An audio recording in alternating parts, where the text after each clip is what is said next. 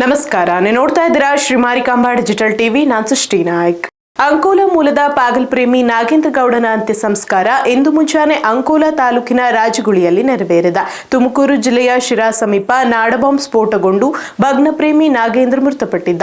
ಮೃತದೇಹವನ್ನು ರಾತ್ರಿ ಊರಿಗೆ ತರಲಾಗಿದ್ದು, ಮುಂಜಾನೆ ಕುಟುಂಬಸ್ಥರು ಅಂತಿಮ ವಿಧಿವಿಧಾನಗಳನ್ನು ನೆರವೇರಿಸಿದರು. ಇನ್ನು ಪ್ರಕರಣದ ತನಿಖೆಯೂ ಮುಂದುವರೆದಿದ್ದು, ಈ ದುರಂತದ ಹಿನ್ನೆಲೆ ಕೂಡ ಸಾಕಷ್ಟು ಚರ್ಚೆಗೆ ಕಾರಣವಾಗಿದೆ.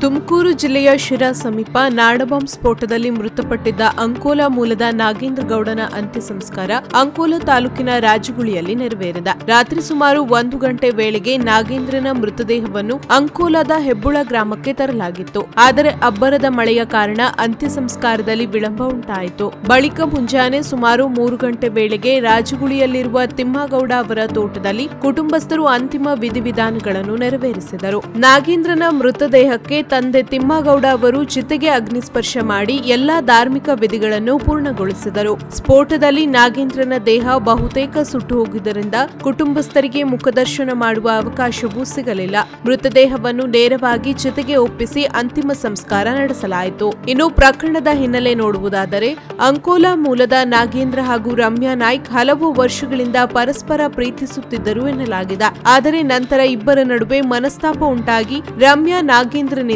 ದೂರವಾಗಿದ್ದಳು. ಘಟನೆಯ ದಿನ ಬೆಂಗಳೂರಿನಿಂದ ರಮ್ಯಾಳನ್ನು ಕರೆದುಕೊಂಡು ಬರುತ್ತಿದ್ದ ವೇಳೆ ತುಮಕೂರು ಜಿಲ್ಲೆಯ ಶಿರಾ ಸಮೀಪ ಇಬ್ಬರ ನಡುವೆ ವಾಗ್ವಾದ ನಡೆದಿದ್ದು, ಈ ವೇಳೆ ನಾಗೇಂದ್ರ ಚಾಕುವಿನಿಂದ ರಮ್ಯಾಳಿಗೆ ಇರಿತಿದ್ದಾನೆ. ಬಳಿಕ ತನ್ನ ಬಳಿ ತಂದಿದ್ದ ನಾಡಬಾಂಬ್ ಸ್ಫೋಟಗೊಂಡಿದ್ದು, ರಮ್ಯಾ ಹಾಗೂ ಕಾರು ಚಾಲಕ ಹೊರಗೆ ಜಿಗಿದು ಪ್ರಾಣಾಪಾಯದಿಂದ ಪಾರಾಗಿದ್ದಾರೆ. ಸ್ಫೋಟದಲ್ಲಿ ನಾಗೇಂದ್ರ ಸ್ಥಳದಲ್ಲೇ ಮೃತಪಟ್ಟಿದ್ದು, ರಮ್ಯಾ ಚಿಕಿತ್ಸೆ ಪಡೆಯುತ್ತಿದ್ದಾಳೆ. ಈ ನಡುವೆ ನಾಗೇಂದ್ರನಿಗೆ ನಾಡಬಾಂಬ್ ಎಲ್ಲಿಂದ ಸಿಕ್ಕಿತು, ಈ ಕೃತ್ಯ ಪೂರ್ವಯೋಜಿತವಾಗಿತ್ತೆ ಎಂಬ ಎಲ್ಲ ಆಯಾಮಗಳಲ್ಲಿ ಪೊಲೀಸರು ತನಿಖೆ ಮುಂದುವರೆಸಿದ್ದಾರೆ.